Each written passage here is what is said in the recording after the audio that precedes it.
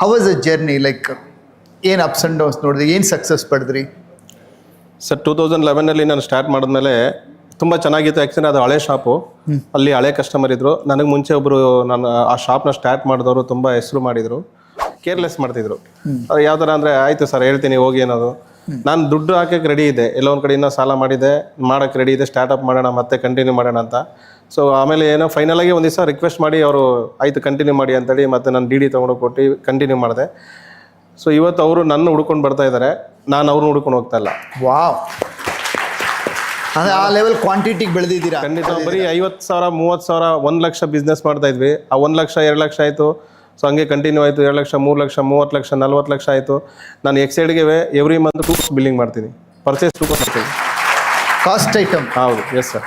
ಅಲ್ಲಿ ವ್ಯಾಲ್ಯೂ ಅವನೇ ಸ್ಟಾಪ್ ಮಾಡಬೇಕಿತ್ತು, ತಿರ್ಗಾ ಮತ್ತೆ ಅವರೇ ನಾನು ಹುಡ್ಕೊ ಬರ್ತಿದ್ವಿ. ಈ ಥರ ಆಲ್ಮೋಸ್ಟ್ ಒಂದು 4 ಟೈಮ್ಸ್ ಆಗಿದೆ. ಆ ಥರ 4 ಸಲ ನಾನು ಬಿಟ್ಟಿದ್ದೀನಿ, ಮತ್ತೆ ತಿರ್ಗಾ ಅವರೇ ಹುಡ್ಕೊಂಡು ಬಂದಿದ್ದಾರೆ, ತಿರ್ಗಾ ಅವರೇ ನನಗೆ ಕೊಟ್ಟಿದ್ದಾರೆ.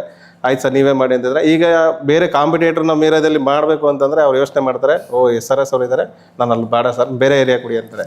ಆಧಿಪತ್ಯ ಸ್ಥಾಪಿಸ್ಬಿಟ್ಟಿದ್ದೀರಾ. ಸೊ ಏನಂದರೆ ಅದು ಯಾವ ಥರ ಮಾಡಬೇಕು ಅನ್ನೋದು ತಿಳ್ಕೊಂಡಿದ್ದೀನಿ ಸರ್.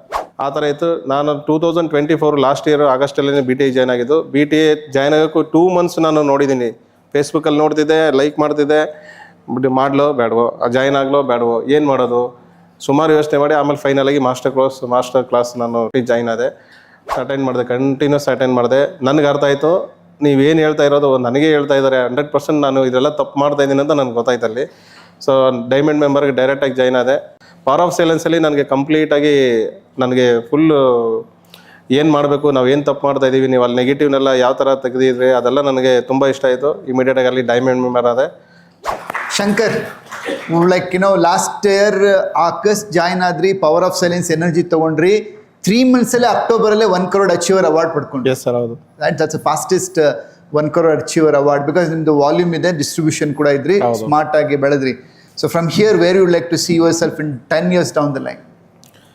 ಸರ್ ಲಾಸ್ಟ್ 10 yearsಗೆ ನನಗೆ ಬೆಂಗಳೂರಲ್ಲಿ ಒಂದು 4 branch, east West north south ಅಂತೇಳಿ ಒಂದು 4 ಬ್ರಾಂಚು, ಸೆಂಟ್ರಲ್ 1 ಬ್ರಾಂಚ್, 5 ಬ್ರಾಂಚ್ ಮಾಡಬೇಕು ಅಂತಿದೆ. ನನ್ನ ಟರ್ನ್ ಓವರ್ ಗ್ರೇಟರ್ ಬ್ಯಾಂಗ್ಳೂರ್ ಮಾಡಿ. Yes sir, greater Bengaluru.